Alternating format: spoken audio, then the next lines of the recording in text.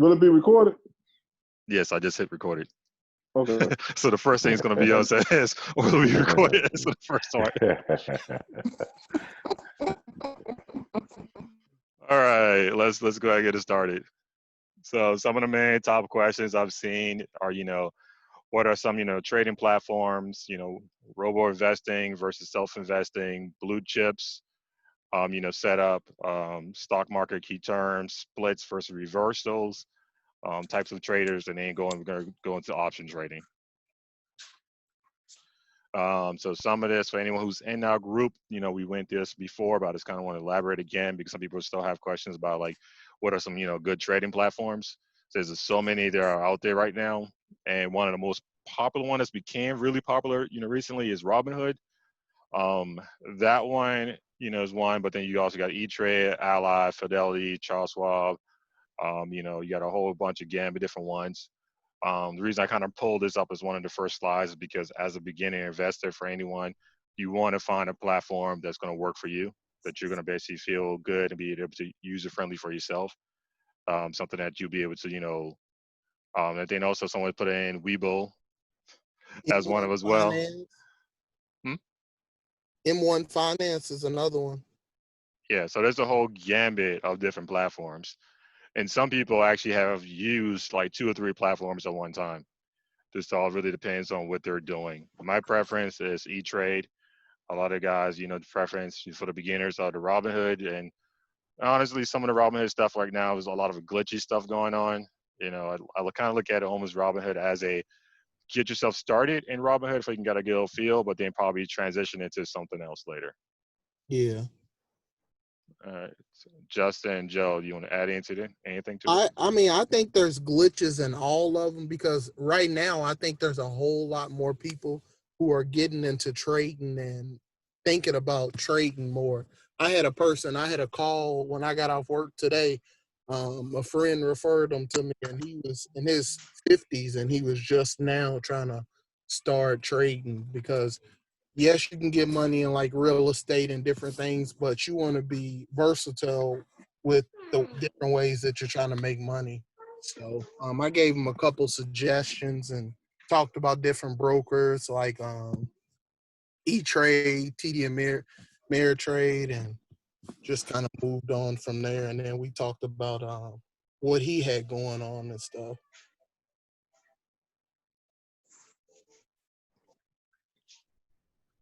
I'll say this. When it comes to brokers, I know Webull is one because I know Robinhood been messing up for a lot of people. So people trying to transition Robinhood.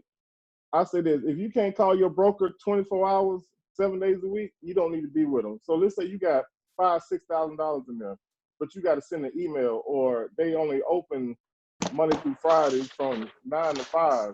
But you got a problem on the weekend. It's showing that your account you missing a couple $100, but you got to wait till Monday. Me personally, if I got $5,000-$6,000 in the account, I need to talk to somebody right now.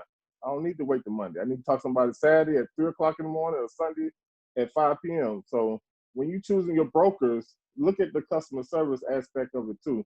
Now, pretty much all the brokers do the same thing when it comes to free trading, commissions, contracts usually for options 65 cents until you start doing a lot of options. Then some of them drop down to like 50 cents a contract. They all pretty much the same. It's all about execution. For me, it's all about execution and customer service. Because them 2 big things when it comes to trading, especially when y'all start getting on the day trading and the options aspect, you don't want to have to place your order and then it wait 30 seconds. Because 30 seconds, it could be a difference between you going up $20 or $200. You see what I'm saying? So that's just my point of view on it. Are there brokers who offer that type of service 24/7?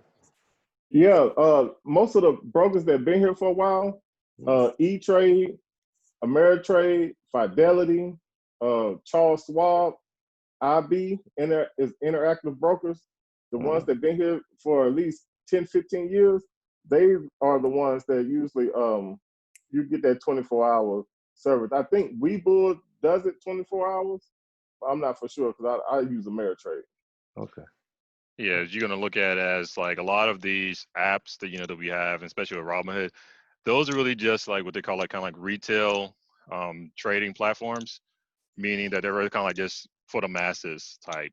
When you start talking about when you start making real money, you're talking about you got accounts that have over $100,000, 75, thousand up to millions like that. You're gonna get that more personal touch with them. You're not gonna want some app just simply moving some of the money around. You're gonna want to get that more personal experience. Right. So like I said, it's always good. Don't ever think that you're stuck with one particular broker just because you started out with them. You can always move to someone else. It may take a little time, transfer your funds and everything, but trading brokers like that and platforms, it's a common thing. And like I said, some people actually have like 2 or 3 brokers at one time. Okay. All right. Any other questions? All right. Next, we're just going to look at basically robo investing versus kind of like self investing, because we're looking at some people who are really new. They're scared with their money. I recommend sometimes that hey, if you're not sure about basically what to do, but you want to get into the market, doing a robo investing or get into like ETFs like that, those are safe bets because you're kind of pretty much going with your broker and basically allowing them to kind of picking some things for you to kind of get you started and out the out the door. Because a lot of times they're gonna have like a questionnaire. You fill it out, but basically your risk tolerance. What are you looking at? Long term, short term, things like that. If you do that, in the beginning, sometimes people feel more safe doing that way versus jumping in and doing your own self investing. You self investing, honestly, you really do need to do a lot of research and sitting down and figure things out. A lot of times when we on these chat boards and looking at these different groups, a lot of people are just basically jumping on things just to jump on things and to have no reason why they don't know why the stock is going up. And that's almost like the one of like the worst things you can really do is like not really understand some of the fundamentals of like why is this stock actually moving up. Like what's going on with the stock? Is this, the company actually is a good company, bad company? Is, company going, bankrupt? Is the company going through a merger? Is the company actually acquiring another company? Things like that. If you're not, willing to put in those time to kind of figure that information out, then sometimes a robo investing advisory may be actually the best way for you to do. Especially if you're looking at a long-term investing, because people can easily lose thousands of dollars easily in the stock market if you go around playing around and throwing the money at companies and you hoping it sticks. Like the stock market is a very serious game. One thing I would like to put in, when you are starting in the stock market or you've been in the stock market for a while, one thing that's very, very important is organization. You need to be able to organize whatever you plan on, whatever type of moves that you plan on doing. Like if you are interested in a certain sector, you want to check that certain sector and separate it from the other different stocks that you're going to be trading. Because if you don't organize yourself, then you're just going to be jumping in and out of stuff and going with the trend. And sometime it may work for you, but sometime it may not work for you. So organization is very, very important. And Joe, you want to add anything? Your robo investor, that's almost somewhat like how your 401k is. Or if you with the government, it's like your TSP. That's pretty much like a robo investor. You throw some money. A lot of companies they said $500. I know M1 and Acorn. I think they just do little small change, $20, $5 here, $10 here. But what they do is you put the money in there, and they got a set of ETFs that they purchase for you.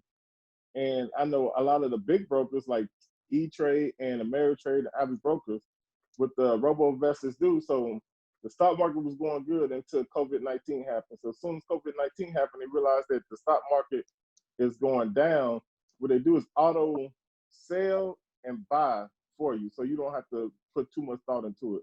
So they'll put more of your money into bonds than they would into the S&P 500 type deal. So robo investing is good for long term. I robo invest too. I got one with E-Trade. I mean not E-Trade, Ameritrade. So just don't push it off. It's a good thing. It's a safe bet. That's the best way to put it. It's a safe bet that you can use. You know, of course, it's still in the stock market, so it can go up and down, but it's definitely somewhat like your 401k or for the government folks like your TSP. Yeah, it's really, you know, if you look at someone as a hands-off person, you know, and then also another question we get a lot is like, how much money should you start off with? You know, one question, you know, answer we always look at as like, it's really what you're comfortable with. You know, because when you're putting money into the stock market, it is no guarantee that it will still be the same amount in next, you know, 12 months, you know, next few days like that. You know, but the whole point with the stock market and for a lot of people now is really just going ahead and getting your feet wet and starting off and actually starting to invest. And one safe bet is kind of doing like a robo investment type setup. You know, you go ahead and do it. You know, some of them be like $500, some of them may be a little bit less than that, depends on the actual brokers like that. So you just have to look and see which one, you know, requires a certain amount of money for at least the automatic investing. And like the guy said, a lot of with this is that if something is failing, you know, stock is falling, they do readjust your portfolio. I do have one with E-Trade. I have a personal one I, you know, trade on my own, and then I have a robo one as well. I kind of set that one up just kind of see how well I do against like my robo account. And you know, every time something's failing on the robo side, it will automatically end of the day sell things off and then rebalance my portfolio on that side of it. Any questions? One more thing, I would say another good investor, this is a long term, is Vanguard, where you can pick certain mutual funds or ETFs or whatever you like trading, and that's something that you can be handoffish versus doing trading yourself. So, like, I'm with Fidelity. Would I go to them and say, "How do I sign up for your robo investing?" Or is there With Fidelity, it's called Fidelity Go. Oh, Fidelity Go. Okay, great. Yeah, if you go, yeah, because I used to be with all the brokers at one point. So, Yeah, Joe jumps around. He jumps around when it comes to investing brokers. yeah, so yeah, it's called Fidelity Go with them, and it's my kids still got accounts at Fidelity, and that's what I got there is with Fidelity Go. So just Okay. Google Fidelity Go. It'll go through the steps like all the brokers. They'll tell you what you want your risk to be. I mean, if you got a while to go, of course you're gonna say it's aggressive. But yeah, I got Fidelity Go. That's the name of it with Fidelity. Thank you very much. Yeah, everyone's going to have a slightly different name, but most of the time look at it as like automatic investment management. So if you call them, you'd be like, hey, you know, I want to get, you know, be a part of your automatic investment management portfolio setup. They'll tell you what the name is and they'll get you set up. Okay, perfect. All right. Any other questions? All right. Next, switching over, you know, to one of the main things for stock market is, you know, blue chip stocks, companies, basically heavy hitters. It's going to be around for a while. You know, some of this may have changed because of the whole COVID-19 setup, but before all of that, a lot of these companies listed here are what considered to be blue chips, mainly because, you know, basically you have a stable record of basically performing throughout the years. And when you're building your portfolio for long term, you want to find companies similar to these to basically have a history of being stable, because you want stable growth when you're actually, you know, building out your portfolio. You know, you can have the risk side of it, but for a lot of people who are looking long term, you know, stability is key. And also the part is like for some of them, basically you get the dividend side of it. You know, it's like who don't want free money? You know, every so often you get basically a few dollars hit into your account, $10, $20 into your account, basically for free, and then automatically reinvested it, or you can basically go ahead and cash that out. So it's kind of free money based on companies that are actually stable. All right. Any questions? All right. So some of the key terms, you know, that people really need to kind of understand when looking into the market is, you know, definitely a bear market, bull market. You know, nowadays you definitely hear those two key terms back and forth, you know, being bear market, bull market. Some of you guys probably already know what the terms are because of you seen what actual, you know, bear market would do to a bull market. You know, you have a bull market that end up, you know, steadily growing up, and then turn around out of nowhere, the bear come crashing down. You know, so people, you know, it's always been told that basically the bull moves up slowly, you know, up the stairs slowly, But when the bear time for it to come downstairs, oh, it's going to move. It moves very swiftly. Mm. Yeah. And then, what you're looking at for a lot of companies as well is basically your annual reports that come out. You want to basically look at this information when you're doing your research. This helps you being able to kind of weed out a lot of the companies and kind of seeing what's going on, because basically how their management, strategy is, what's going on with the money, things like that. Annual report is very important. And it's something that you should definitely be able to look into, because if you don't know what an annual report is, you need to find out, especially if you're doing anything in the stock market. Kind of went over, with the dividend side of the house. You have basically a portion, basically the company has earnings, and they basically pay it to the shareholders, which are you. So basically the whole part of being a shareholder is that you own a part of the company and some aspect of it. But some companies don't pay out dividends. And that's one thing some people don't realize, is that when you're picking out these companies, you want to find the companies. If you're looking for, like for me, I'm long-term. I do long-term investing. I do swing investment. I even sometimes do day trading as well. When I'm building out my long-term portfolio, I'm looking for a lot of companies that are really heavy in dividend payout, because again, that's free money that's being given to me, just because I'm a shareholder and the company's doing well. And that helps build my portfolio over time much faster than if a company did not pay dividends. And a lot of times I look at my stocks as, if a company does not pay dividends, then I'm looking at them, they have to have like really high volatility and potentially growth wise. Like companies like Zoom, Facebook, a lot of those companies don't pay out dividends, but their growth in a very short period of time, you make a lot of money in a short period of time, just because of basically how fast they're growing. So I don't mind giving up the dividend, for that. But if there's a company that doesn't give dividend, is not really growing, I really don't see a need to touch it. And a lot of times people do jump on these companies that have no dividends, and they basically are not really going to be growing, to a point where it's going to really affect their portfolio in the long run. Anything, Joe and Justin, you want to add anything to that part? No, you put it. No, you good. No, I'm good. Anyone have any questions? All right. So we're looking at diversification. If you do not know what diversification is you really need to understand diversification when you're looking at your actual portfolio, because diversification is going to help you kind of hedge against other sectors in the industry. And if you don't know what the sectors are in the industry, then that's another something you really need to learn about, because the stock market is broken up into different sectors. You have things like energy, you have basically technology, you have a wide range of different sectors. And a lot of times people will end up buying a lot of companies that actually are in the same sector, which a lot of times could hurt you, because if that one sector get hammered because of something, like how COVID-19 happened, you got, in the travel sector, all of a sudden, all of your stocks in that travel sector is basically being hammered. So you have nothing to offset that. So being able to diversify your portfolio and say, hey, you have something in travel, and then you turn around and you have some basically in, like the technology sector. Now, travel being hammered, but a lot of people see the technology sector actually is being taken care of. So you want to be able to kind of basically leverage, both sides of different sectors to be able to kind of hedge against each other, just in case one fails and the other succeeds. So now if you got the travel and you got the technology, travel's failing, technology is going up. So basically technology is helping your portfolio to kind of keep itself balanced without you losing a ton of money. All right. Pretty much that's straightforward, but Joe, Justin, any input?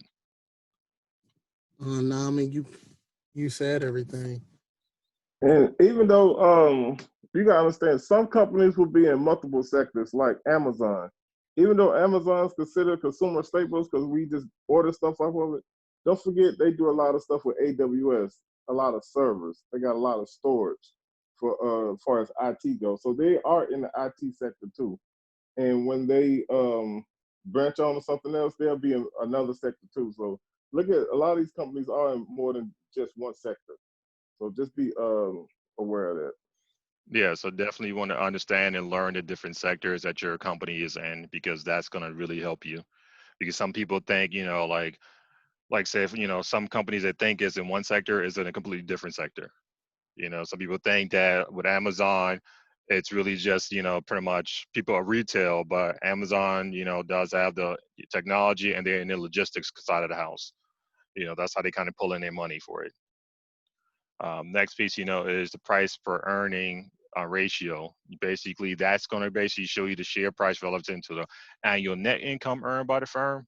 So those numbers right there are very important when you're looking at a stock and evaluating it.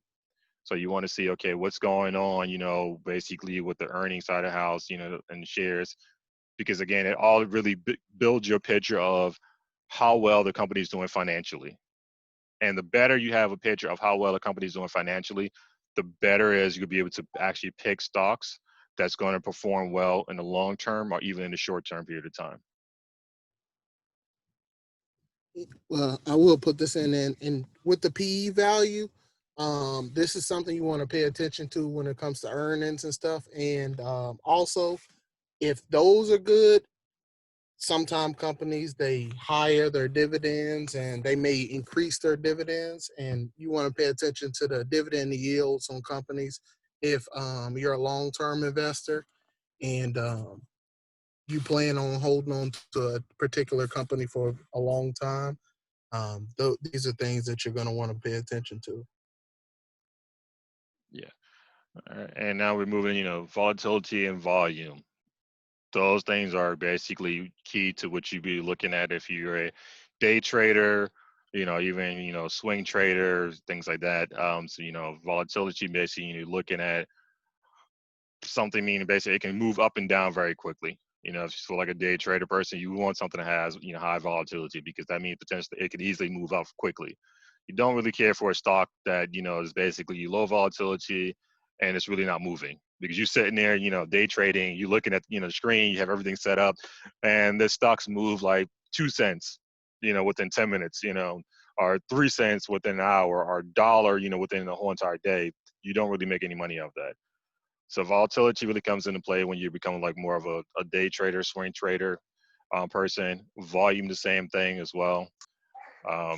Because you're looking at basically the trading volume, because if a company doesn't really have a lot of volume, that means there's not a lot of people basically buying into them. So those are key indicators. And as you're looking at a company and saying like, okay, hey, do you want to get into it? Do you don't want to get into it? What's the volatility of how much volume is going on with the company and stuff like that. And you look at the yield, referring to basically the measurement of the investment that you received from the payment of the dividend. So that's basically kind of looking at, pretty much money you get back, because the dividends can be based off like how many shares you have with the company, and then basically whatever percentage amount that they do, and they do the math and basically kick you out a per certain amount of money. So a lot of this I'm kind of going to skim over a little bit, but I just want to kind of point out some of it. Any questions from anyone?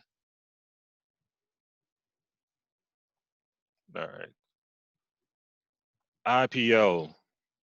This right here is one where a lot of new investors, they're not sure about, but a lot of the more mature ones, we kind of do look for these because you want to get in before a company kind of jumps off. You can do basically IPO is basically when it's being entering into the market. And you're looking at as you have companies where it's like pre-IPO, where you have to go to sites like seed investments like that. You kind of get in before the getting is really good. But IPOs basically is when a company say, hey, I'm actually presenting it as a public offering or coming to the actual market, just like that. So every year there's a certain amount of companies that come to the market. Every year there's always some company that basically is applying for an IPO to basically come out. And sometimes it's good to actually take a look at, what companies are coming out, because that, again, kind of allows you to be able to get in before everyone else gets in. Any questions about that? Hello, I have a question. Can All y'all right. hear me? Yeah, we can hear you. So where do you find those at? Are they on Robinhood, or like is it like you have to go into some certain website to get it? Like, how do you? Will they put those on web? Will they put that on Robinhood? Because I'm a newbie, so. For Robinhood, I am not sure, but for most of the time, you can literally just Google it, And it Uh-huh. basically, you know, the S&P 500 sites will list basically the upcoming IPOs. But most brokers, they would have a sector that says IPO, and they'll give you a Mm-hmm. calendar breakdown of what companies are basically about to come to IPO. And be aware that every IPO that comes out isn't going to be as successful as others. You have to do your research and know that if this is something that you want to be in long term, because sometimes it may take a long time for it to take off and start to rise, or sometime when it first starts, it may be going up, and then once the hype stops, it drops down. Because me personally, I've got caught in an IPO where it didn't work out for me. But I've also invested in IPOs where I've got a return on my investment. So it's all about doing your research on particular companies that are hitting the market and seeing which one works for you. Yeah, it definitely is that. You want to research, but also, you know, when you look at it, it's the whole market is really your risk factor. It's all about risk, and researching helps you minimize your risk. That's the main piece right there that we can pretty much hit on that, you know, all the time, is that you want to minimize your risk as much as possible. And doing an IPO, it is a risky venture, but again, it helps you potentially. If the reward is the fact is you may beat everyone to get into it, and you know, skyrockets and move. Because for me, a lot of the IPOs I may look at as companies I'm already familiar with. So don't be, you know, surprised when you look at the IPO listing and it's a company that, you know, you use on a daily basis. Like, for like examples, you know, Zoom, when it first came out, you know, a lot of times my company and other companies already been using Zoom. And then all of a sudden, you know, hey, they have an IPO coming out. Well, I already know, okay, hey, that a lot of, you know, companies do use it. So it makes sense for me to, okay, let me go ahead and see if I can jump on and get onto the IPO for it. But like how, you know, Justin said, you have to be careful with that, because a lot of times a company comes out, will get a lot of hype and it will skyrocket. And then what will happen is a market correction would occur. And that's basically when, you know, the market looks at it and says, okay, hold up. Yeah, we're evaluating you way too high than what you really are. Now, you know, it's Mhm. kind of, you got to come back and correct you and put you at where you really should be at. So that can sometimes happen. So sometimes even when an IPO come out, I may wait, you know, a month maybe to jump into it to see if there's a market correction in there. You know, or I might jump in straight in. This all depends on my risk factor and depends on the company. One IPO that did take off is DraftKings. That's definitely one. But one that didn't take off, I would say, is Uber. Like it was hype when it first came out, and then it started dropping and it was down for a while. But like it fluctuates like around that, and Lyft. Lyft was actually doing better than Uber. But Uber, it trades and like now like around $34. Snapchat was like that too when it first IPO. Yep. But I did put a link in the chat. It's called Seed Invest. Now there's a bunch of companies that you can invest in prior to them becoming IPO. Now you gotta do your homework, you gotta do your due diligence, because sometimes you might invest in them companies and they don't come out on the stock market. So, but it is a lot of companies that do come off Seed Invest that do hit the stock market, but you got to do your research about the company. Now, like I said, I don't know about Robinhood, but I know Fidelity, Ameritrade, E-Trade. If you go to the calendar section, it'll let you know what IPOs are dropping out, and you can do you can search it like that too. I know it's a website that shows IPOs, and it's an EFT called, the ticker for it is IPO.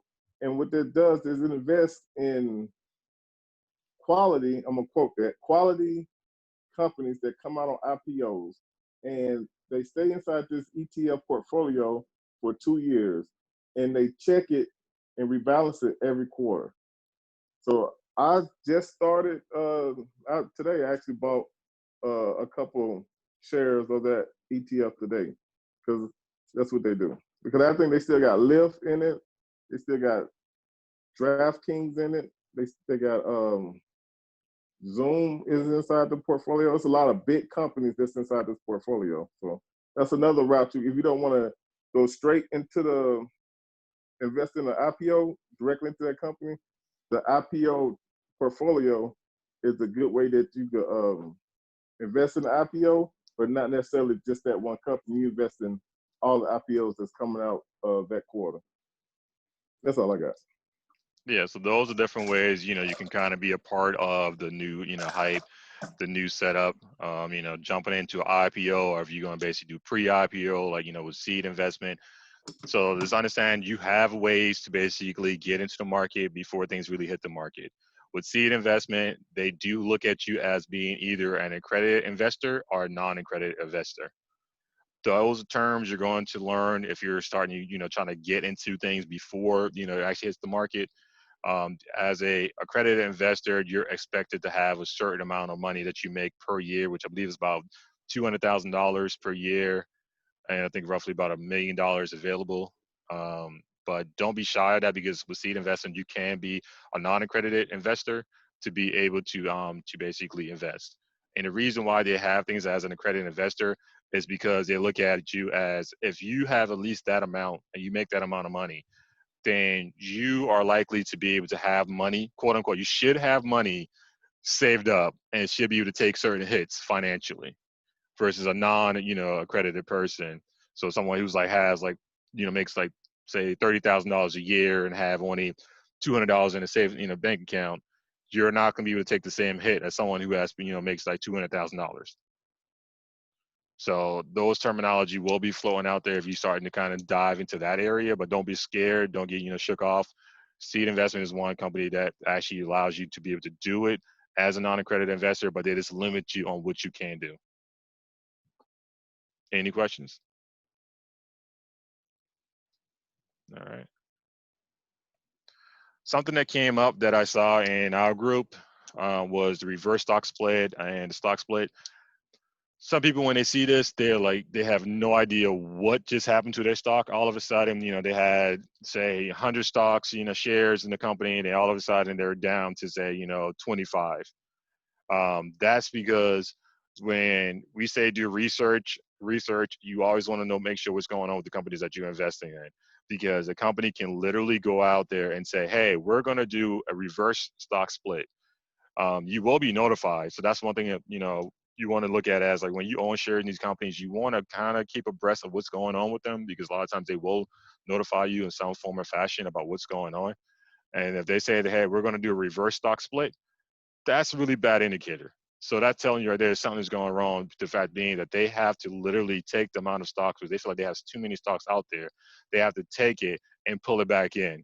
And basically you end up losing, basically your stocks. And in turn, basically losing the money that you potentially will be making.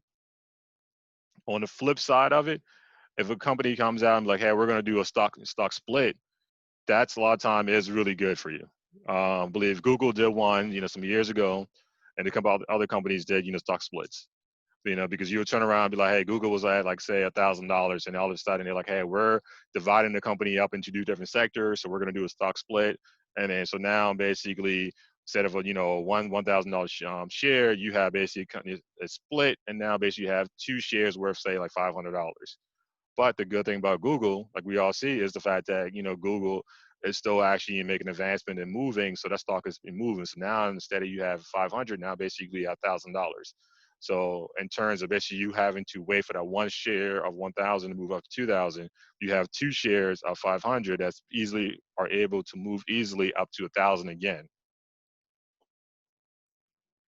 All right. So like I say, like, those are something that you want to really kind of keep on your forefront and be aware of, because companies do tell, the shareholders about this. Some people, do get, shaking when they see it, because they're like, oh, I didn't know what's going on. And all of a sudden basically it happened to their account. But a lot of times, the companies do tell you, okay, this is going to go happen. And a lot of times when I see reverse stock split hitting up, I'm dumping my stocks, honestly, because I really don't see a reason why I'm going to stick around where a company has to have basically come in and basically reverse split. That's telling me that's really something is wrong with it. Any questions? No, but one reverse split that ended up working out best for me was what ended up working out for me is ACB when they recently did a reverse split, because after it did the reverse split, yeah, my shares got cut down, but it was able. A lot of people started getting into ACB, or it got hyped, and they ended up running the price up, and I was able to get out that stock because I honestly think it'll be a little while before the marijuana sector is able to completely take off. I guess when more states legalize it in cities and it gets passed federally, once it gets passed federally, I think that marijuana will be a great thing to get into. But on the stock market, there's only certain, maybe some of the big ones like Tilroy or some of the big ones are doing good now, but ACB, I was able to get out of it when I was trading. Yeah, and just looking at something in the chat wise, when you're looking at a reverse split and then something becomes worthless, the side of it, it's really just because the company itself, something happened, possibly filing bankruptcy, they weren't making money, and their finances were all screwed up. Because you do have situations like what you said, like you have a company that basically did a reverse split, but pattern happens later on that people are starting to buy into the company, is starting to basically make money, and then that shares that you have is making money. But again, a lot of times reverse split is an indication of the company is doing bad financially. So it's not that surprising if you see a company does a reverse split and then something happens and then turn around, a lot of the stocks becomes worthless. I saw just the opposite happen with JNUG. I mean, they did a reverse split, and because I had just went through a reverse split with, I think it might have been UCO, and I lost a lot because I held on. But then JNUG, I saw that they had advertised, okay, we're about to do a reverse split, so I dumped them. But then their stock actually went up. It was crazy. That was ACB also. Yeah. Yeah, so it's one case scenario, it may, because what they're trying to do, they're trying to find a way to try to help the company financially by basically pulling in and reversing the split of the stock. But again, like I say, for me, that's really still an indicator that something's wrong with the company. I'd rather see a company do a stock split, because that tells me, hey, you're doing something well. You're looking at basically, okay, diversifying some more and basically, to offset some things. Reverse split, it just kind of tells me, hey, something's wrong, because you even have a situation where it was Hertz Rent-A-Car. They actually went bankrupt, and then they actually pushed out more shares out, and actually going to cause the things to become worthless. So I wouldn't be surprised if they had did a reverse split to help out and then do that. But again, each is on. You want to do your research to find out. But in my experience, that's usually an indicator of something bad is about to happen. All right. And we're talking about this, touched on this before, type of traders, day trading, buy and hold traders, swing traders. As you're getting into the market, you're going to figure out what type of trader you are. You may be a person who actually, have like multiple different sets. I am a buy and hold for a lot, and I'm also a day trader, and I also do swing trading as well. Some people are, comfortable being buy and hold, which is fine because you make money. It's been shown that basically if you buy and hold at the right time, you're going to make more money than a lot of people who actually are day trading. I do day trading just to kind of offset some things, and sometimes just because I'm just bored. I just want to jump in, jump out, and stuff like that. That's the truth. But I know my risk. I know my risk. I know potentially what will potentially happen if I lose. It's like that. So I kind of know, and I look for certain things. A lot of times, will I basically lose money? Right now I think I have about a 70%, 75% chance of basically making money. And a lot of the option trading and day trading that I do, and basically 30% chance something will happen and basically something will lose money. So you have to know yourself and figure out what type of trader you are. Don't be, mad when you see people saying, hey, they made this money because they jumped in and out of a trade in one day. You may be a buy and hold trader, which is great because I say, like, statistically it shows buy and hold, you will end up making more money a lot of times in the long term than someone who's doing day trading. Because again, day trading, the risk factor is much higher. Justin and Joe, I think they're a combination of buy and hold and, day trading and some swing trading as well. Yeah, because all of us in the Telegram group, so we pretty much follow the same plays pretty much when it comes to swing trading and day trading.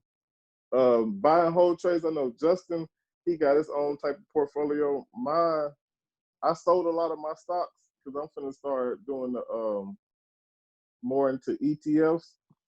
Long term, I'm starting to do more into ETFs. So I sold a lot of my stocks. So I think right now I had like 20. I think I'm down to like 8 stocks now. But it's a benefit to all of them. Day trading is like when y'all see everybody jumped in Carve and U1. You know, they're in and out, bam, bam. That's pretty much day trading. Swing trading is when you're gonna hold it for about a week, a couple of days. I think me and Justin, I think we holding Microsoft or Apple for like to the end of July. I think it's something like that. On an option, but it's good to do. It's good to do all of them, but know your limits. Don't try to do what everybody else doing. I can't say that because a lot of times, I mean, I know you seen this person. He posted he made $6,000-7,000 on Carve, but you might jump in Carve and they might stop trading for a minute. Then when they come back to start trading again, the price dropped $10-12. Now you lost your money. So just do your own research. Just don't follow the trend. That's pretty much all I got to say about it. Look at somebody posted out. What would you look for to know whether to dump or stay? Honestly, that's a really hard question because well, let's say like the 2 option trades, swing trades that I got are with Microsoft and Apple. So we know Apple just had their WWDC, and you know anytime Apple have a WWDC conference, they stock kind of goes up right before. Then we got our option long enough to their earnings gonna come out. You know, a lot of times, even though Apple, we doing this, everybody was doing stay-at-home orders and stuff. Apple still, you know, it's a $1.5 trillion company. Like they still making a lot of money in the App Store. People at home, you buy AirPods, iPhones still coming out. So that's the reason why I'm gonna stay with Apple. Now we did Disney. I think me, Justin, and another person in our Telegram group, we did Disney, but we didn't do it. So we did it to July 2nd, I believe. We did an option to July 2nd, but we realized that it wasn't going nowhere. So after we lost around 10%, some people say 20. I say between 10 to 15% loss, get out of it. And we got out of it. So we probably jumped back in right before July 30th, because, you know, the NBA season about to start. So, you know, once the NBA season start, everybody going to jump back on Disney. So we probably jump in right before, the week before the NBA season start. So it all depends. You got to look at the news, look at the company, see what they're doing, and look at they statistics to find out when you want to get out the company. A lot of the companies that we invest in are on the S&P 500. They on the Dow, like Carve, UN1, we call them penny stocks, or I call them thought stocks. You in and out. I don't really deal with those because that's just not my thing. You see what I'm saying? Like I know Apple been around for a minute, so I could swing Apple to the end of the year. I could swing Microsoft to the end of the year. The only reason why that Microsoft or Apple would drop to $150 or $75 is they had to go bankrupt, or they did something really, really bad. By then, you should know and get out. So I can't really comment on the little penny stocks. Yeah, I look at it as well as if you're doing option trading, you know, you want to basically kind of move quickly and take a certain risk. For me, if I'm looking at my long-term portfolio, I'm going to look at an indication saying, okay, is this a sector or is this a company that's something that's going to be long-term for it? Like some people jumping out of like Delta and, you know, travel sector and stuff like that. I still hold, you know, stocks in those areas. I think Warren Buffett, I think he dumped all of his shares in there. But I look at it as like, I can take a hit on that. It's not going to be, you know, too much for me because I'm going to turn around and just buy up a whole bunch more shares. Because somebody who may look at it as like, okay, hey, they're getting out, I may be getting in and buying more shares for a lower amount. Because you look at for my long-term portfolio, I look at how well these companies will perform in the long term. Because we got the COVID-19 going on, that's affecting a lot of travel. But ultimately, you're going to need travel at some point. So, companies that may take hits now may end up coming to rebounding as long as they're strong financially. So I look at it as just whether you stay with the company or you dump it. You look at their financial records, see what's going on with them. How strong are they? Are they able to hold themselves throughout whatever situation is going on that's bringing them down? And do they have the resources and possibly like new contracts or new builds that's going to allow them to be able to come back? And is this something that someone we're going to need in the long term? Side effects. So that's how I look at it for a long term side of it. But short term option trading, swing trading, there's a certain percentage I'm looking at possibly losing before I'm out, and then basically back I'm into it later. So those you look at it as like what type of stocks you're looking at, and what the scenario is. It's going to kind of determine when to stay with them, or when to basically just dump them out altogether. The next one was what? No, somebody said, would you recommend limiting the amount of companies you are invested in? If so, what's a good number? The experts say no more than 20 companies for long term. Me personally, I say 10 to 15 solid good companies. Really? That's just me personally. I say 10 to 15 solid good companies. Justin, he got about 500 companies over there. I don't know what he got going on. He got about 500 companies over. I have 30 companies. I'm actually trying to cut down also. I want to get down to probably about 20, but I want to make sure I make a little bit of profit on some of them. But I guess I am diversified, but sometimes you don't want to be overly diversified because you don't want to stretch yourself too thin. So make sure you have a certain set a goal for how many shares you want to have in each company. Because if you buying one share for each company, you're not doing yourself no justice. So you want to set a goal where you're actually building up each sector that you're invested in, and this will be good for you for a long term. Mm-hmm. Yeah, that's one thing I probably want to point out as well. Some people look at it saying, how many shares did they buy into a company? And one thing we've learned over time is that, one share in a company is not really going to do anything for you. But if that's what you can afford, then you start off with one. Because some of my portfolios, I started off with, like 2 or 3 shares, and then I added on to that company over and over in time and added on to do it. So that way I end up, owning more shares in the company. So that's because you may not have the money now, but don't mean, hey, set yourself a goal and just turn around and be like, hey, you're going to basically buy a share in this company every month for the next 6 months. So that ends up helping you. I agree. Yeah, and someone's saying, should you wait to get your money up before trading? Honestly, not really. I would really say at least have your own personal savings account up right there, because I look at stock market as kind of like an extension of my savings account, because it's the whole fact that it's something long term that I'm going to be doing. But you want to look at it as an extension of your savings account. If you have nothing in savings account right now, then I would not do trading. I would make sure you at least have something in your actual regular savings account. So that way, if something do happen, you have the ability to quickly get this money out. Because the thing is, what the stock market is, this money is tied up into these stocks. You have to basically sell it, and then you hope you're selling it for a profit, and then be in wait time, and then get the money out. It's not as quickly as, hey, something happened, you need to basically get your money out of your savings account. So to me, it's like, make sure you have some savings first. And then once you have enough savings for you, whatever you have to do, like 3 months, 6 months savings, or a month savings, depends on your situation, then switch to start doing trading and extending your saving type into the market is my recommendation.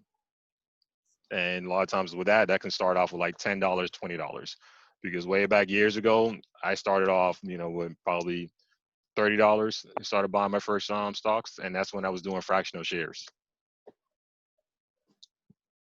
Mm-hmm. Any other questions?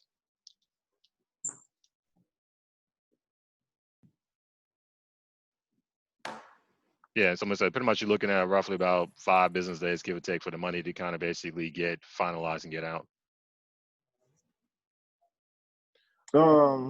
What do you look for daily to monitor the stock market? You heard about Market Watch. I don't know what the other one is. Seeking Alpha. Envious. That's pretty good.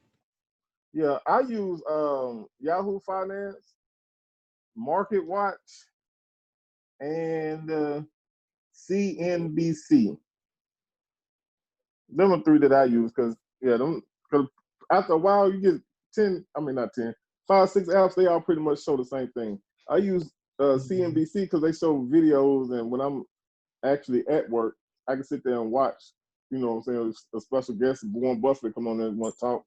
But the Market Watch, they got some unique stuff, and so do Yahoo Finance. They're the only ones that I use, really.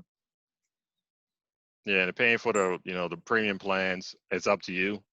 Because honestly, you can get free information, but at a certain point, you're going to start having to pay for stuff, and you may have to try it out to see if it's worth for you actually paying for it. And a lot of information your broker gonna have in their news section anyway too. So Yeah. I don't think paying premium for anything because it's always free somewhere. Yeah, I wouldn't pay premium. I believe in free stuff. So if I could get premium for you, I send it out to everybody free. So I don't pay for nothing. And if it's a company that you're very, very interested in, add it to your watch list. Don't just jump in any stock. You want to actually watch it and look at the financial, look at the history of the stock. Look 5 years, 1 year, monthly, three months, whatever. You want to do analysis on different companies that you're looking at before you just jump in it. But just the person that put out Seeking Alpha, I like Seeking Alpha. Investopedia, that's another place that you can look. That's for terms, but like News, Market Watch, CNBC, I like them. I like a lot of the different news outlets. Yeah. Monthly Fool. Is anyone? I haven't messed with that one. No, I think you got to pay for that or something. But I've heard of it. Okay, how do you hold on to gains without completely dumping a stock once it drops? You really, once you sell off everything, you're going to basically it's going to be liquidated. Now, when it comes to SPY, another one to see how SPY is doing is called VIXY. That S&P 500 features medium category, I think it is. That one offsets SPY. So I just, like I told you, I do a lot of options. So when I see when you see VIXY, I'm gonna call it VIX. When you see VIX going up, SPY is usually going down. That's another way you could tell if you want to. You could tell how the S&P 500 is doing. You can always go back and look at VIX. VIXY. V as in Victor. All right, so let's move on. Pattern day trader setup. Some people, look at that setup when you are dealing with the basically day trader. You have to understand that there is a rule called a pattern day trader. It's basically used to basically help people if they're just trying to basically kind of get in and out, basically stocks a lot, and you can end up getting in trouble pretty much. But really what it is the fact is like, you're executing for more, day trades during a 5-day period, and you can end up basically getting classified as a pattern day trader. The ways of getting around that is the fact that if you have a margin account, you have to have at least $25,000. If you have a cash only account, you can get around that as well. But if you have an account that is a margin account and you have less than 25,000 and you do more than 4 trades, you will get hit with that PDT and you would turn around. They would usually penalty is 90 days of you not being able to trade. So that means about 90 days of your stocks being stuck in whatever form that they're in, and which means you have no control. If something happens and the stock market plummet and you want to sell, you will not be able to do anything, because for that 90 days, you will not be able to buy, or buy, sell, or trade anything in that basic portfolio that you have. So they use that as basically a way to penalize you. Does that $25,000 have to be liquid, or can it be invested in other stocks? So again, with the 25,000, when you look at it as a margin wise, and as a cash. So to break it down, understanding of what the margin account is. So if you don't have a margin account and you have 25,000 set up in there, then basically that rule doesn't kind of apply for your account. But again, you can call your broker just to verify with that. Right. The mainly is because with the margin side of it, it's you're borrowing money. Right. Yeah. So I mean, but if I have like 25,000 invested, would that rule apply to me, or does it have to be like uninvested? It doesn't money have that to you all make? be invested. It just has to be in your account. Oh, Yeah, okay. and you have to basically, 25,000. If you have a margin account and you have $25,000 invested, when you start basically trying to do pattern day trading, as long as that balance of 25,000 doesn't drop below 25,000 while you're doing it, you're fine.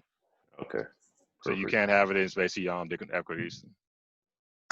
Now, when it comes to the cash account, because my account would never hit 25,000. I'll make sure I transfer it back to my bank before it hit 25,000.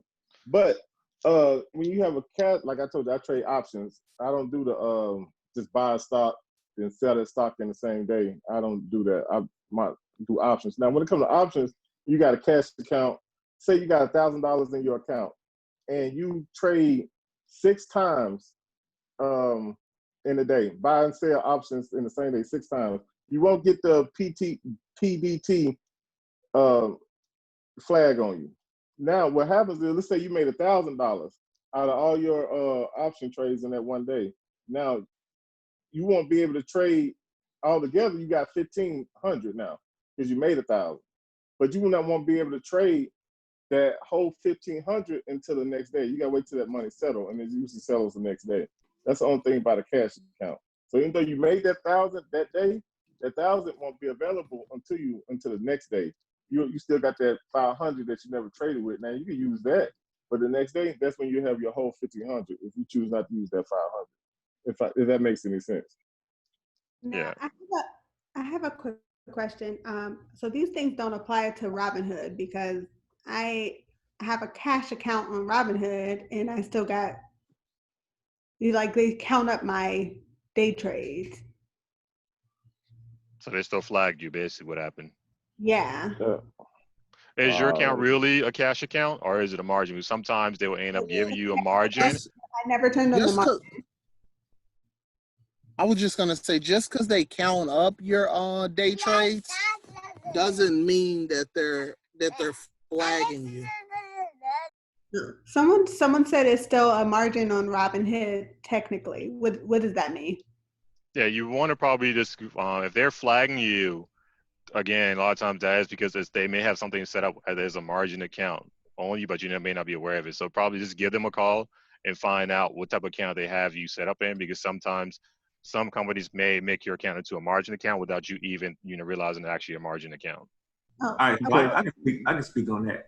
All right. So what it is it's a margin account technically, because even it takes like 3 business days for your account to settle when the money is actually yours. So what Robinhood does is if you sell a stock, they give you the money to use right away, but it's not settled, so you can't transfer it to your bank account. So technically, they're giving it to you on margin, and that's why they consider it a margin account. You're not trading on a margin because they're not lending you any money. It's technically your money, but it's not settled. So that's why they call it a margin account. That's why it's still counted as a day trade. All right, makes sense. Oh, okay. It's time to leave the hood. Come on to Ameritrade. You know what? I actually have 3. I have Ameritrade, Webull, and Robinhood, which it really gets difficult trying to check all 3 of them. But Robinhood is the easiest to use. I can put in an order really quickly, and it's the easiest to use. The only problem I'm having with Robinhood and Webull, and I was going to type this question in, but since I'm talking, I'm going to go ahead and say it. Is setting stop limit orders. Like they seem to just go past my stop limit order, like it's not even an order. Well, you have to understand, when you're talking about a limit order, it's like that. It's really just them attempting to get what you want. They cannot guarantee it. If you look in the fine print, they'll tell you they cannot guarantee it's going to be the number that you want. It's going to be what's going on in the market at that time. Right, but they're not like, it's not stopping at all. Like it. So today, I say I put my stop limit order at $2 or whatever. It went like 198, 156, 150. Like it's not stopping at all. It just goes right past it and it just keeps going. I'm like, okay, well, what was the whole point of putting in an order? Okay, yeah, that's kind of weird. I won't You lie. might, you might want to check it.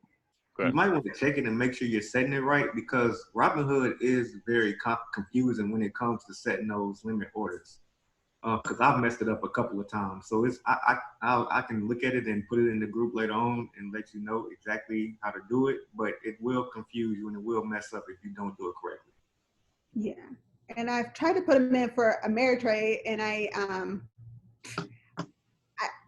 I completely get confused on Ameritrade and end up selling it. So. I got you. A lot of times you will have to kind of mess around with some of these brokers account apps to kind of figure out how they're set up to be able to work. Some of them actually allow you to have what they call like basically a paper account. Basically you can jump in and play around with, fake money, stuff like that. Sometimes I use that if you're trying to figure out like a stop loss feature inside of it. I have E-Trade. They have that ability.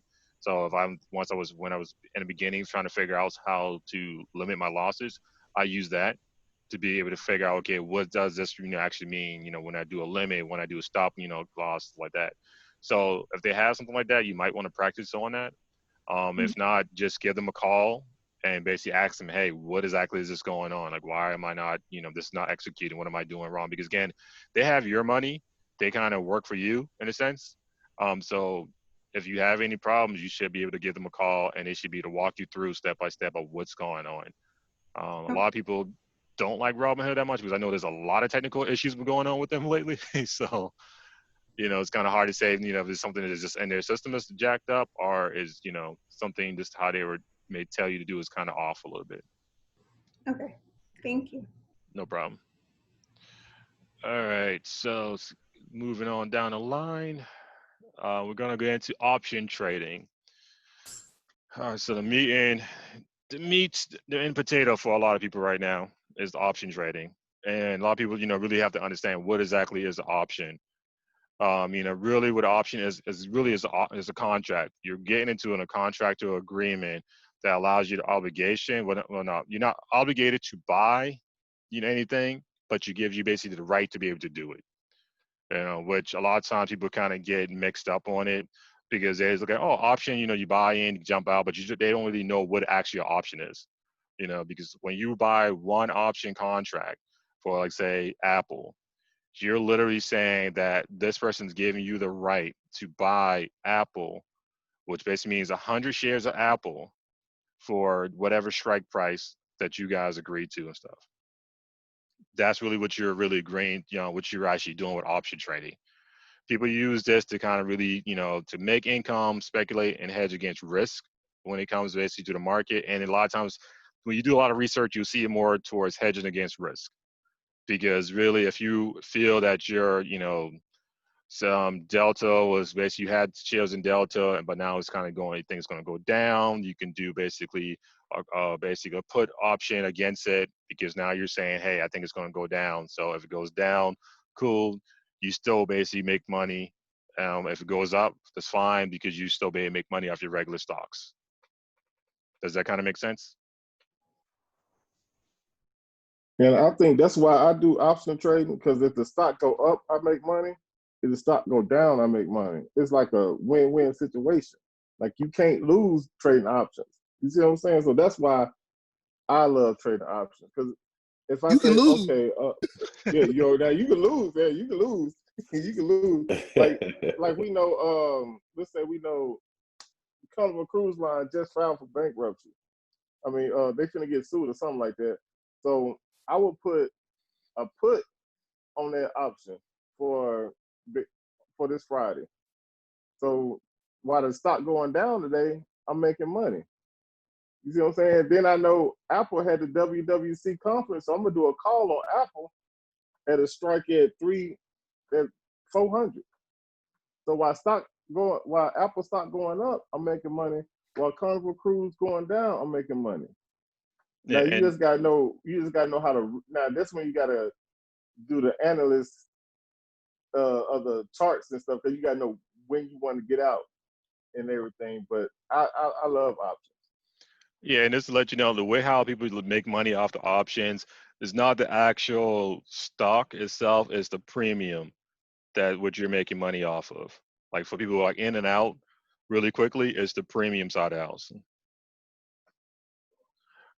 So let me see. Someone's like, can you explain a bit more how you can make money if the stock doesn't hit the strike price? It's because of the premium. It's really boils down to that's where you're actually making the money out of options, because the actual derivative of an option is coming from the stock itself. So if you hit a strike price, say you want $200 for company X, Y, and Z.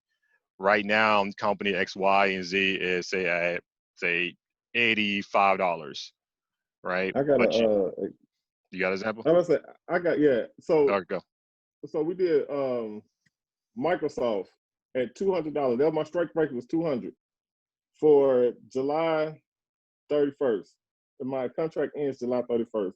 My strike price is 200. So I said, yo, but my premium I paid for was 190. So if you look at the options on the call side, it look like $1.90. But you gotta understand it's times 100, so it's $190. So I bought some contracts on that. So as the price went up closer to my strike price, my premium went up, right? So now my premium is at 555, I think. So that 190 just turned into $555 because the premium went up. Now my option don't end until July 31st. So if I keep my option, as long as the premium keep going up, my money that I made goes up also. So I know you might look at Amazon, even January 31st. You look at some of the options, it's like $111. So that's $111,000. You see what I'm saying? So if I keep my premium, if I keep my option and the premium goes up to 12, 13, 14, I just made 12, 13, $1,400 because that's the premium now. I only paid 190, but my premium keep going up because it hit that strike price and it just keep going up. Yeah, If you so get what I'm saying. yeah, so really, like I say, the money is really coming from people who get in and out is from the premium itself, because really the premium is basically saying, me and Joe Wise, I'm like, hey, Joe, I'm buying this, option contract for you for $150. This is what I'm paying. So now that 150 is the premium. Now, the closer it gets to the strike price, or even if it goes above that strike price, now you got someone like Justin that said, hey, man, I'm willing to buy that contract from you. Now you pay 150, but I'm willing to give you $250. So now I'm like, okay, well, right now I really don't want, the whatever shares, basically the underlying, say for Apple, I really don't want 100 shares of Apple. It's like, to me, it's like, that's cool. I could have 100 shares of Apple and make money off of that. But hey, he just asking me basically, to give me $250 for something I paid $150 for. Now I'm basically passing on to him. He at that Mhm. point has the ability to keep, the money at $250, that he paid for the, option contract. But someone else comes around before the option, expires that said, hey, they want to pay $350 for it. So that's how the premium will go up. You make money off the premium, what people are willing to actually pay for the actual contract. If that makes sense. All right. And someone's asking, when you sell, is it sell to close? Yeah. So when I buy it, I'm buying open, and when I'm basically selling it off, it's basically sell to close it. Because a lot of times it kind of gets tricky in the terminology. All right. So that's right there, because when it comes to option trading, understanding the key terms is really important, because when you're navigating and looking and trying to figure things out, because people thinking, okay, hey, because one, I can tell you right now, the stock price can go up, and basically the premium doesn't really change. The stock can literally trade sideways, and the premium can keep going up. So just because it's a derivative of basically stocks, it a lot of times follows basically what the stock does, but sometimes it don't. So what you make the money is from the premium. And the strike price comes in when you're looking at saying, hey, if you actually want to actually buy basically execute the contract, execute whatever you want to actually buy, once it hits the strike price, you can execute it and be able to buy it. So, but a lot of times people don't actually hold on to and actually execute the actual contract. It's really just the premium that's moving back and forth. So should you do options for stools at the end of the quarter if they have great earnings? Earnings is kind of tricky. For instance, me and Fred, I think Justin did too. We did Kroger a couple of weeks ago, and That was crazy. that was it. I mean, it took them so, and they had great earnings, perfect earnings, but the stock went down. You see what I'm saying? So earnings, I mean, they could Doesn't beat. guarantee anything. Yeah. Earnings really don't guarantee a whole lot when it come to options. Now, some stocks, when it comes to options, they're gonna drive the price up right before the earnings, and right when the earnings come out, like Microsoft, Apple, Amazon, Tesla, all the big companies. Usually, when they earnings come out, they prices usually go up. You see what I'm saying? But we tried to do Kroger, and the earnings came out, the stock went down, and I think we probably made like $75 in 2 weeks. Like every day, we was only making like 5-6 cents on our options trade, so we got rid of that. So,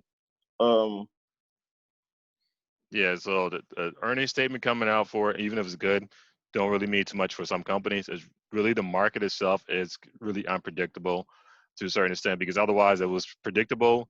You will have a lot of people basically out there, running up money left and right and never losing anything. now, In the money, out the money, everyone thinks a little different. For me, I kind of do more in the money option trading.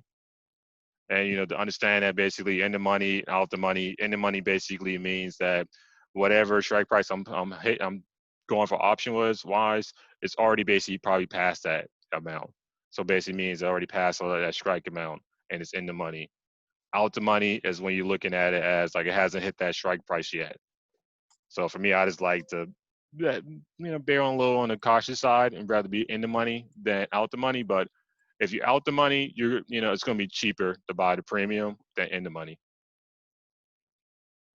yeah, for instance, my Apple option is out the money because I got an Apple. My strike price is 400, so I'm out the money. But my Microsoft is 200, and Microsoft is like 201 now, so I'm in the money with Microsoft.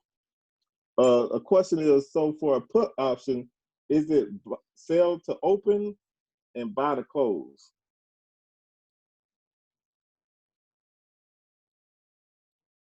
Joe, do you prefer puts or do you prefer? Oh, I'm a call guy. I love calls. Yeah, like I say, Friday would have been the perfect day to do puts. yeah, but like I say, for me, I'm usually doing more calls than puts, and usually for me, it's when I'm buying it, I'm buying it to open and selling it to close. Justin, Joe, what do you guys usually do? I'm more of a call guy, but I ain't gonna lie. Sometimes you can't be as optimistic. Sometimes you got to be pessimistic. And Friday, if I would have been pessimistic, I would have made a whole lot of money. So you just have to watch the market. That's the reason why one of the important things you need to do when you want to take investing and trading seriously is learning how to read the charts. Learning how to read the charts and knowing how to read the charts will make you a lot of money because you'll know the different patterns and things that you've seen before versus just jumping in and out of market based off other people's calls. Yeah, so to answer that one, like I say, that's how I buy it. But you have to take a look at it. I know there's a few other options for you to be able to do it. I'm not clear on the other ones because I just use those two: buy to open and sell to close. But when you're looking at options, you want to be able to understand the options table, key terms, the volume, the bid, the ask, volatility, open interest. Those are really important when you're looking at the actual underlying option and what you're going to be doing for it. Pretty much simply tells you volume wise, basically many contracts, the bid price and the ask price. A lot of people kind of get mixed up on the bid and the ask price, because they're kind of looking at it as like, okay, which price is what, which and stuff like that. Because I look at it as bid and ask is like almost you're at an auction, and literally the person at the front the auction place is asking basically, hey, can we get $100? Can we get $100? But people in the audience are saying like, no, we only pay 75 for it. So basically you're looking at it as someone's asking for this amount of money, but the bid will be lower and basically what the market is willing to actually pay for it. It's important because when you're actually about to try to jump into an option, if you're doing limits, you basically have to kind of figure out what you prefer, if you're going for the ask or for the bid amount, kind of know how much money you're actually making. And then you got the open interest out of it. Really basically is the total number of contracts, basically for a particular option that has been open. And a lot of times that's a really good indicator if you're looking at an option is if it has a lot of open interest, that's usually meaning, you have a lot of other people basically jumping into that same particular area that you're looking at. Justin, Joe, you got anything to add?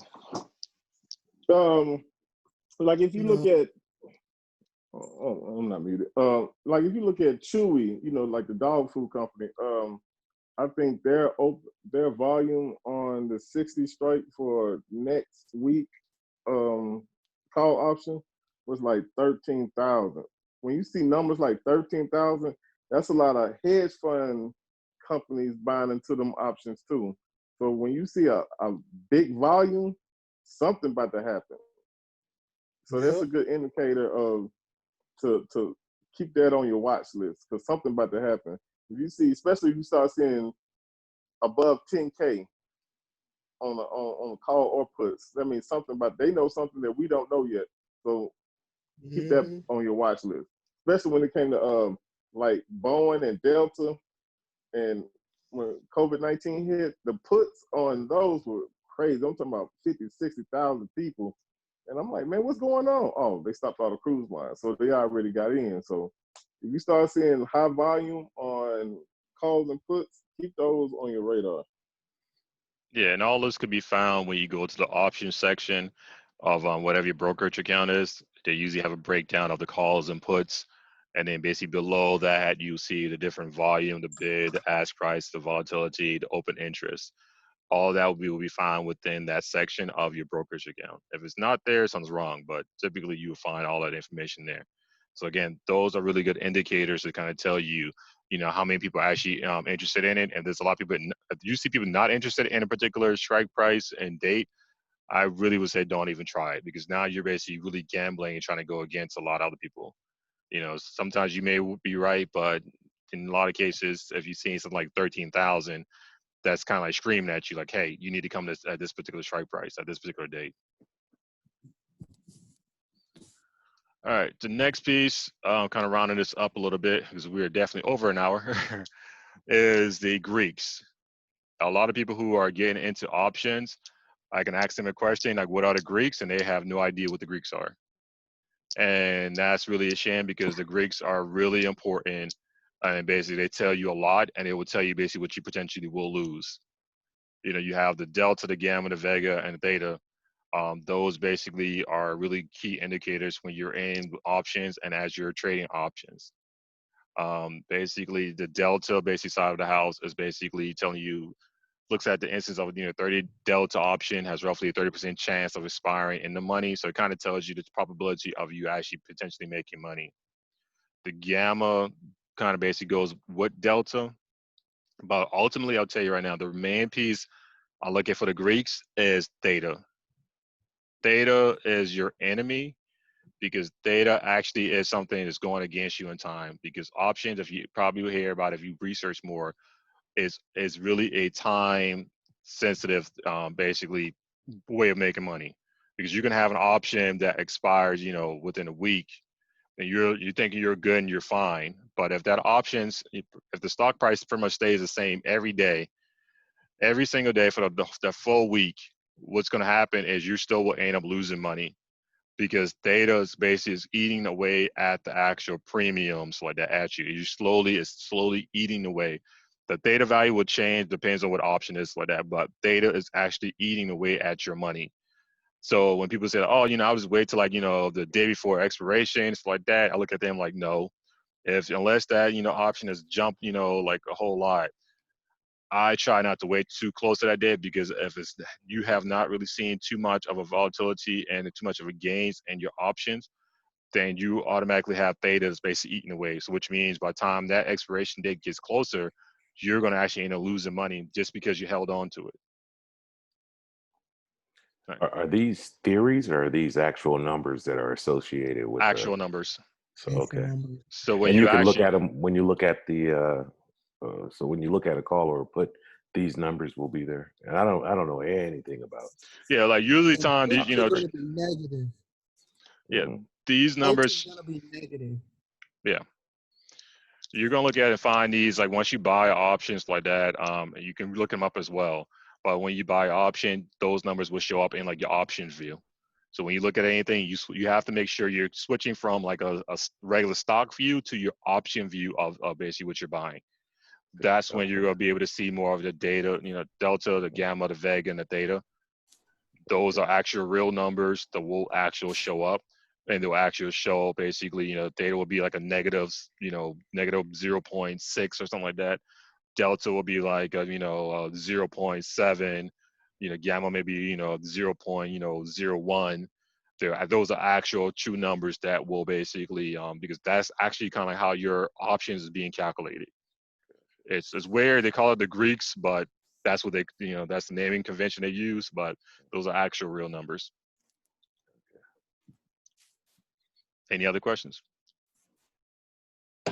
So what's a good delta number and a good gamma number? If I have a option trade and I see these numbers, what numbers am I looking at? Because when I did option trade, I was looking at a bunch of zeros. So like if you look at the screen where it says, there's a possible probability, for instance, a 30 delta option has a roughly 30% chance of expiring in the money. So if you're seeing something basically 30, 40%, things like that, like 30, 0.50, 0.60, 0.70, those are good numbers. You're starting getting lower than 30 and going down, then that's basically saying your chance of expiring in the money basically goes away. Gotcha. So the higher the delta is, the better. Okay. And with Hey. what is it? Oh, okay. How about to say, if you want to see one, can I share my screen, Fred? Yes, sir. Give me That one would be second. fantastic. Yeah. While he's doing that now, when purchasing options, do the same hours apply for like purchasing stock? I mean, you have the extended hours, or is it something that you can do, at 12 o'clock, midnight?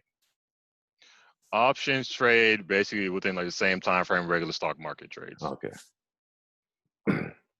Hey, Joe, did you have the control? I gave you control. Yeah. Hold on, let me pull one up, man. Let me pull one up. You were talking before you had it up. Man, here we go. Screenshot. Here we go. Let me see.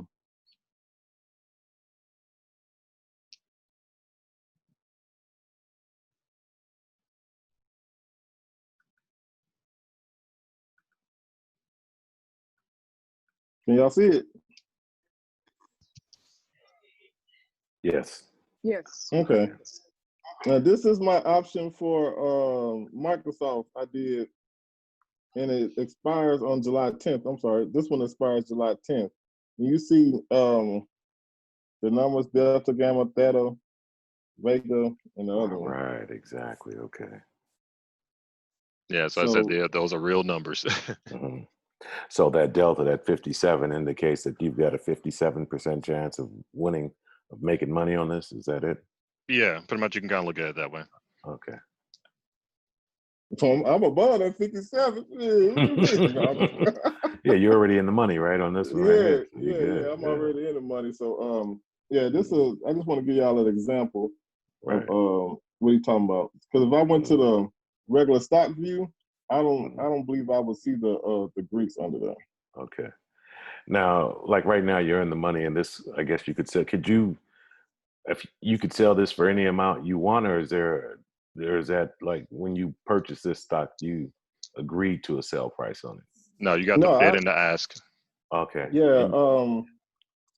I could sell it at any time. that I Mhm. want to sell it. You know what I'm saying? As long as I sell it before 4 o'clock, well, 3:50 July 10th, because that's that Friday. As Yeah, long as that's I when it sell it expires. before then, because I don't want to be responsible for 100 shares of Microsoft. But Yeah. yeah. So a lot Mhm. of people, once they get up 30, 40% doing day trading. Mhm. Oh, what's another word for day trading, Fred? Scalpel? Scalping. So scalping is Scalping, yeah. get in and out, Yeah, scalp the money. yeah, they in and out. They in and out No, 2-3 minutes. You know what I'm saying? scalping They is get up. literally in and out. Day trading is, I mean, you keeping it for a little bit of while during the day, but scalping is you get you 5-10% and you out. Yeah. Yeah. Mhm. So You may keep a it for lo- a couple hours during the day. Yeah. yeah. And So a if you lot. Go ahead. oh, I was going to say, if you look at it, so if you're wondering how much money he could actually sell us for, if you Right. see at the top where it says bid and ask. Right. So remember what I was saying about, you got the person in the market saying someone's saying like asking for 500, 5.75. What the market is saying it was willing to pay right now is 35. So roughly, basically, you're looking at, like bid and asking, and you can basically go into the market and be like, hey, I want, 5.55 for it, and some chance you may actually get it. So you'll put like a limit order in and put Right. that number in and go from there. If you go and ask the Okay. market for like 7, 0.0, the market's like, no, that's not going to happen. Yeah. And this number is multiplied by 5. I mean, by 100, right? Right. Okay. Yeah. So it's Yeah, whatever your premium $555. is. I Yeah. see. Yeah, so basically it's going to show a numbers of, say like somebody say bought a option, contract for, 1.0, you're multiplying that by 100, that means $100. Right. So, so just remember that number, because that can really get people in trouble when they turn around and try to be like, hey, they want to buy something and they think the number is, like, oh, this is 30 cents. And it's like, yeah, it's not 30 cents. Yeah, I can see where that would be an issue. Yeah. Hmm. So, things like that are there, you just want to pay attention to. So that way you be able to get in and out, get in and out and make money and not actually end up hurting yourself. Yeah. All right. I'm trying to look for one so they can see what I bought it for. And I'm still showing the one that that we did with for Ford. Here you go one. How for Yeah. Can y'all see it? Yes. Yeah. Yeah. Okay, you see what on Ford, I purchased it at 9.097. So you're at that time 100. It was like $9.70 per contract. That's one of the ones we call jumbo bucks. We just did that just to see what was going to happen. It wasn't a whole lot of money. We just threw it out there to see what's going to happen. But you see, this is before. See, I got Nike at 142, and now it's up to 143. And this was early in the day. Okay. So Yeah. So you end up losing quite a bit on forward. Yeah. oh I yeah, see. Yeah.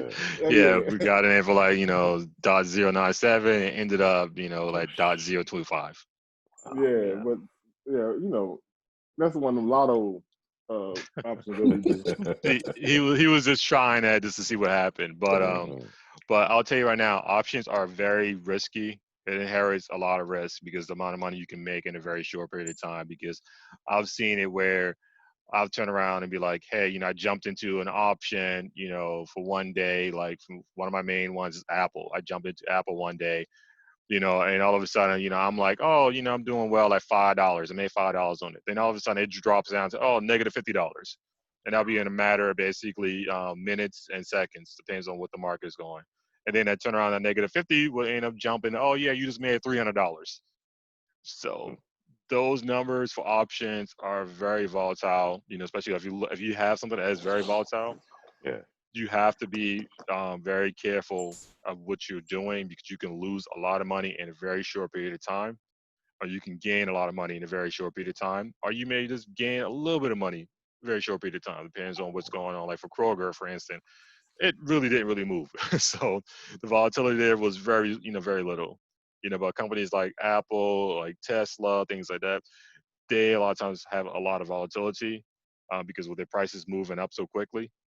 then you potentially will lose a lot of money quickly in an instant and gain a lot of money instantly. Because one day, I think for Apple, I was down almost basically $1,000 negative, and then waited a couple more days, and basically I was able to sell my option, for a profit. So that is a very inherent risk in option trading. We, for like I would say, I'm not an expert. You trade, on your own in that area and arena. I also say I use options just to, kind of make some money here and there. A lot of times I take the money I make from options and turn around and buy my long-term stocks. But for me, I am a long-term trader. I have a portfolio that is built for the long term, and I look forward every time I get basically dividends coming in. I love to see those alerts come to my phone. They'd be like, beep, you just basically got a dividend for like $200. Like beep, Yeah. this dividend came in. It's like that. I'm a long-term trader, but I do options as well. This is if y'all see it, like you can't lose money. So I was good on Apple. I was good. That's the one we did on Kroger, and we had this for like 2 weeks already. And it didn't move at all. But that's my call I did on Boeing, and it went up, and I think I was up like 250. Then I was actually at work that day, and I couldn't get to my phone because I had to go to a classified area. When I came back to my phone, I could have been gone no more than like 10 minutes. I was down 209. So with options, if you're not paying attention, you could lose money like that. So I was like, oh man. So I got out of it. See, and if I was watching, I probably would have got out of it at 15 when I lost about 15%. But you see, I'm down 45%. So I lost half my money. So yeah, options you got to pay attention to them. If not, Yeah. you can lose money quick. Yeah, and you want to make sure you use those features, like we were talking about, the stop losses, the limits, things like that. If you use those are your tools of the trade. Those will help you be able to minimize your loss, and they are there for a reason. And it's really just to help you minimize your loss, because otherwise you're going to end up basically taking a risk. Like you say, you walk off for a second, and boom, it basically goes away. Like for me, I usually look at my options, decide on how much money I want, set a limit on there, and basically go about my business. And then all of a sudden I get an alert, boom, it hit my limit. Okay, I just made money off of this option. So if you're stuck, if that contract expires, you're obligated to purchase those 100 shares of stock. If it is in the money, yes. Out the money, no. It expires basically worthless, and you don't have to do anything. And basically your broker will just tell you, hey, your option expired and it's expired worthless, out of the money, you're fine. But if it does have some type of value and you do not get out of it by the time you expire, the broker would potentially execute it and you end up with shares. Okay. So those are the risks that people take. Is a lot of times, like we do these Q&As to kind of tell people about certain things, because we see people jumping in and out of things and they end up losing money and not figuring things out. Like again, we're not experts at it, but we have a little bit of knowledge and we like to share it just to kind of let people know that, hey, these are things that we've learned, and these are things that you should pay attention to and things that you should research. But yeah, when you're doing options, if it is in the money at time of expiration, then yeah, your brokers will pretty much like go ahead and execute it for you. If it's out of the money, then you don't have to worry about it. Basically, out of the money is worthless, and your broker's like, okay, it's just a loss. You just basically lose whatever premium that you pay for it. Picture you in the money on Amazon and you let your option expire. Exactly. Yeah, that's You see scary. what I'm saying? And you got a margin account, so really you just pretty much just borrowed $102,000. You just borrowed it. Man, I'm filing bankruptcy on y'all. suggestion is get comfortable with stocks before you get into options. Because options, it can be real quick that you can lose or make money. So I would get comfortable with stocks before I just jumped into the options. Yeah, because even for me, like I'm more into stocks, but for me, jumping around the options, I stick with companies that I know. I stick with companies that, doing well in my regular portfolio. Things like that, same thing that I'm familiar with. I'm not going to jump into a company that I'm not familiar with, just because some people, like hyping it up and stuff like that, because that means I have to stop. I have to do my research. I have to see what's going on with the company before I make that chance. Because like I said, I've seen numbers go from like, $1,000, $2,000 down to a negative thousands. So those numbers are real, that you will lose that money. And at the end of the day, you will owe money if you have a margin account and you basically trying to, trade on margin. Yeah, that recently happened to that kid, right, who committed suicide. So Yeah, like that article is Mhm. basically like someone basically he got a margin account somehow he was able to get that much debt. I'm like that's crazy that whoever broker's account, they allowed him to get that on there. But Well, yeah, I think the kid, it was partially, of course, it was a glitch, but it was partially his fault because he did like a put debit spread or something like that. And all he would have had to do was sell his shares and he would have been good. But he took it way past where it was supposed to do and not did his research. And then he killed himself. So wow. it was I guess it was a glitch on the broker's part, but it also was his fault because he didn't do his research and he went over his head that he wasn't prepared to actually deal with that. So that's yeah, the reason why you get comfortable with stocks before you jump in options because options can blow your account. Stocks can, but like it's more on the long term. You would have to pick all the wrong stocks and all your companies go bankrupt and you just lose all your money. With options, you're on a time period. If you do a week option contract, you have a week to basically make some money. If you have a 2 week, you basically have before you buy or sell or you make profit or you lose profit. But my suggestion is to sell before the expiration date and get comfortable with stocks first. yeah, that's definitely be word of advice. Because another thing we wanted to kind of bring out because I'm basically wrapping it up right now, is pump and dumps. Mm.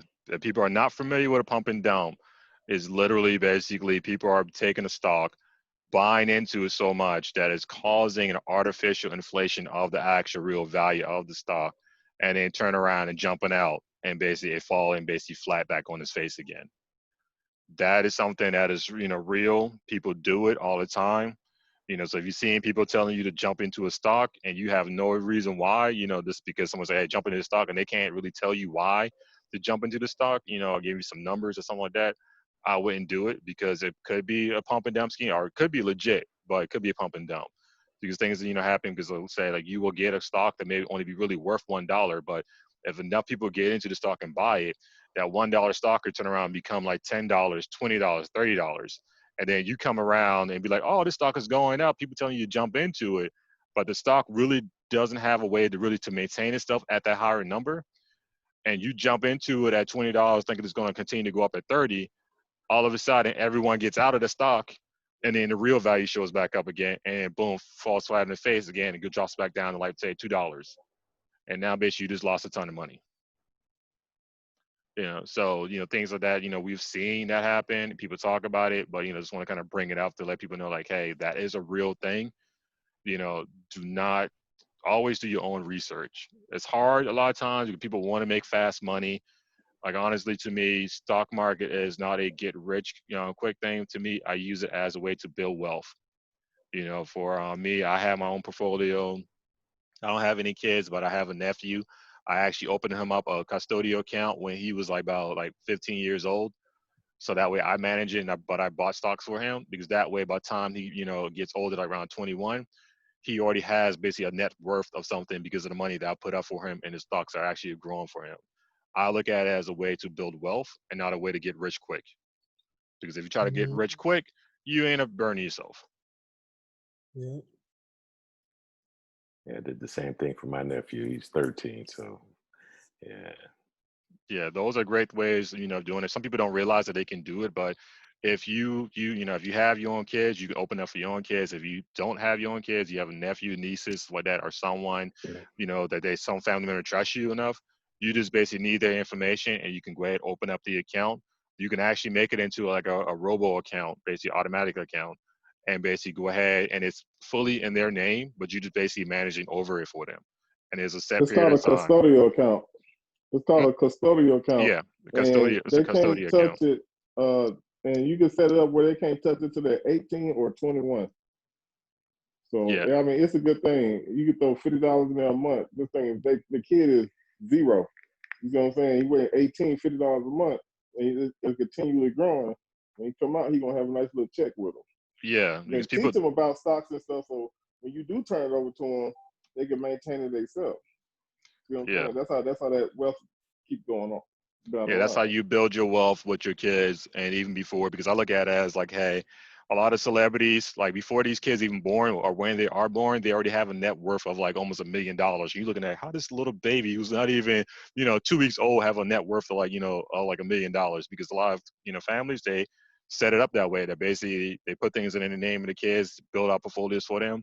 So these kids already have all of this money. So this is a way of kind of being able for us to be able to do the same thing for our kids, our nephews, our family members, to set them on the right path before they really even go off into the world.